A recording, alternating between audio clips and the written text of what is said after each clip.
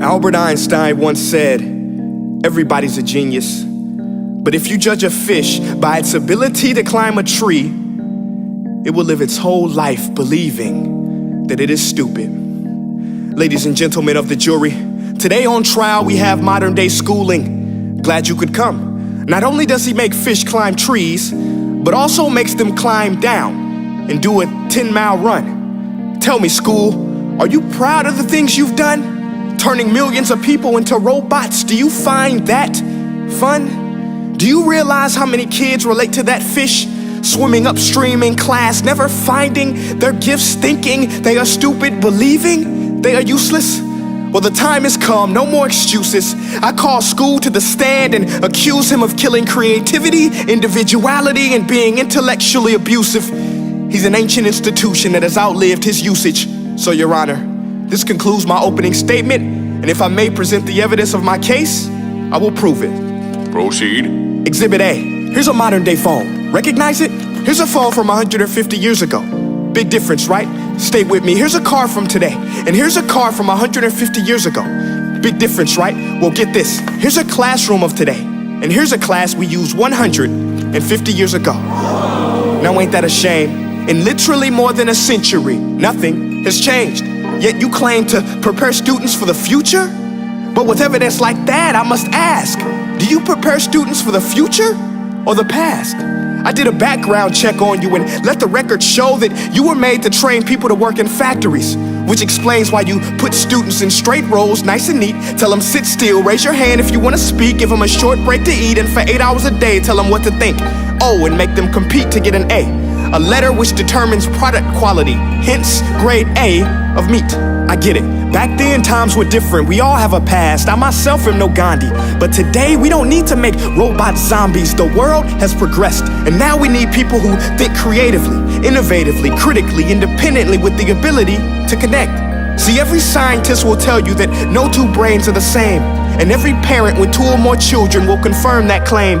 So please explain why you treat students like cookie cutter frames or snapback hats, giving them this one-size-fits-all crap. Watch your language. Sorry, Your Honor, but if a doctor prescribed the exact same medicine to all of his patients, the results will be tragic. So many people would get sick, yet when it comes to school, this is exactly what happens, this educational malpractice, where one teacher stands in front of 20 kids, each one having different strengths, different needs, different gifts, different dreams, and you teach the same thing the same way? That's horrific. Ladies and gentlemen, the defendant should not be acquitted. This may be one of the worst criminal offenses ever to be committed. And let's mention the way you treat your employees. Objection. Overruled. I want to hear this. It's a shame. I mean, teachers have the most important job on the planet, yet they're underpaid? No wonder so many students are short-changed. Let's be honest, teachers should earn just as much as doctors, because a doctor can do heart surgery and save the life of a kid, but a great teacher can reach the heart of that kid and allow him to truly live. See, teachers are heroes that often get blamed, but they're not the problem. They work in a system without many options or rights. Curriculums are created by policymakers, most of which have never taught a day in their life. Just obsessed with standardized tests. They think bubbling in a multiple choice question will determine success. That's outlandish. In fact, these tests are too cruel to be used and should be abandoned, but don't take my word for it. Take Frederick J. Kelly, the man who invented standardized testing, who said, and I quote, "These tests are too cruel to be used and should be abandoned." Ladies and gentlemen of the jury, if we continue down this road, the results will be lethal.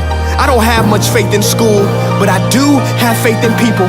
And if we can customize healthcare, cars, and Facebook pages, then it is our duty to do the same for education, to upgrade it, change it, do away with school spirit, because that's useless. Unless we're working to bring the spirit out of each and every student, that should be our task.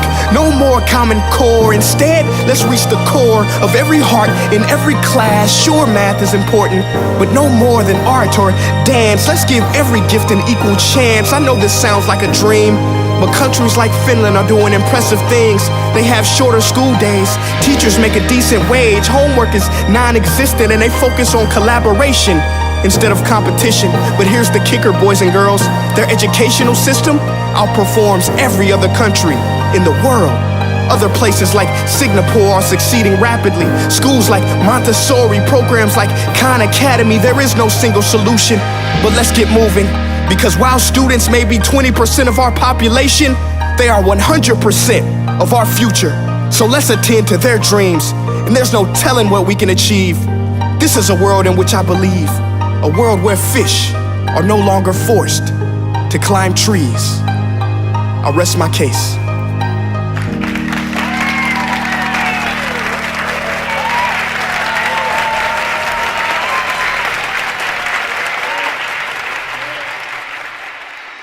Hey guys, my name is Prince EA, and I want to say thank you so much for watching my video. But now, I want to know what you think. How can we together create a more efficient, effective, and just better future of learning? I want you to visit nestday.com/preorder the future and share your thoughts and ideas on the topic. Peace.